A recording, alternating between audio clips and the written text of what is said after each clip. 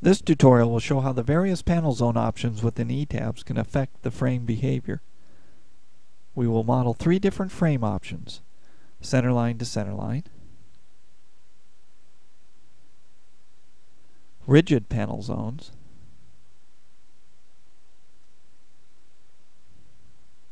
and panel zones with deformations.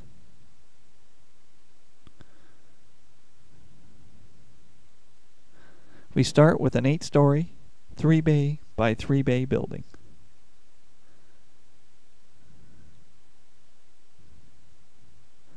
A check of the load cases shows that we have 3.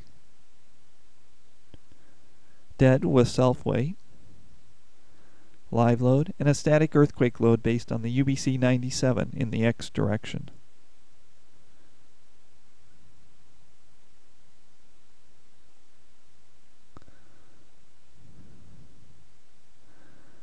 Our first model will be with the centerline to centerline condition.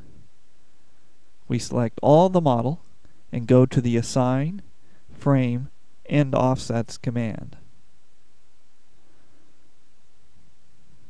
The offsets will be determined from the actual beam column sizes, and make sure that the rigid zone factor is set to 0.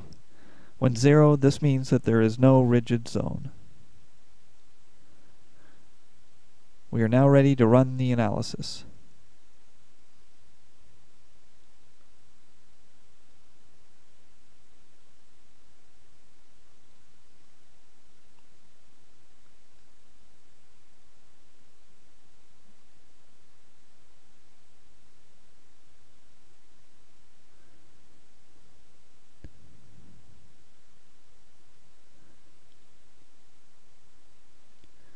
We will switch the elevation view to show the deformed shape due to the static earthquake load.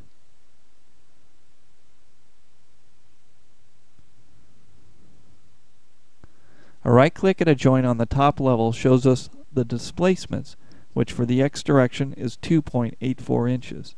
Remember this number for comparison to the other frame displacements.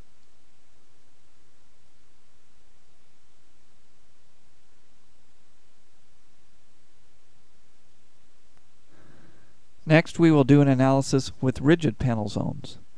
We unlock the model to remove the results of the centerline to centerline analysis and select the entire model.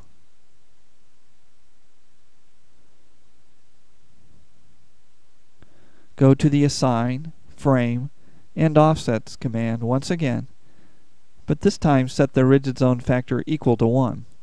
Without any panel zone definitions, this will result in a rigid zone with no deformation.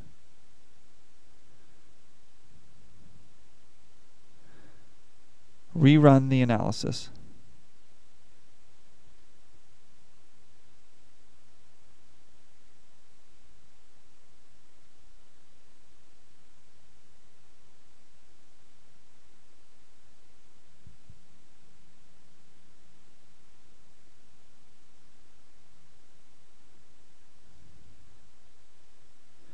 Once again, display the earthquake deformed shape on the elevation view. A right-click on the top level shows that the lateral displacement has decreased to 2.3 inches from a displacement of 2.8 inches for the centerline model.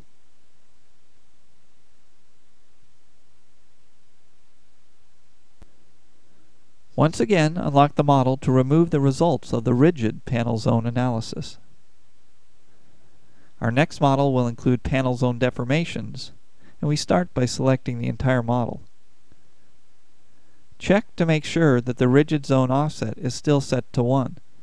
This ensures that the frame members are the correct length and that a centerline to centerline analysis will not be done.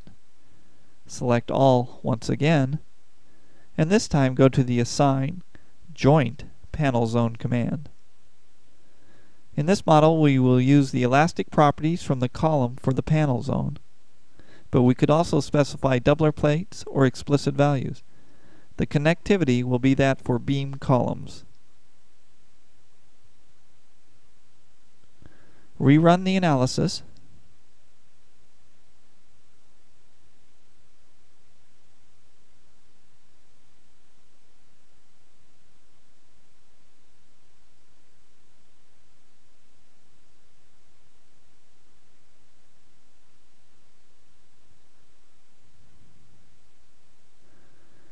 and view the earthquake deformed shape on the elevation view.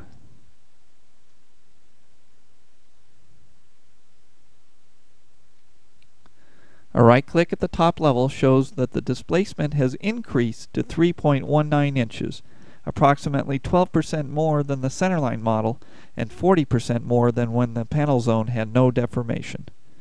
This concludes this tutorial.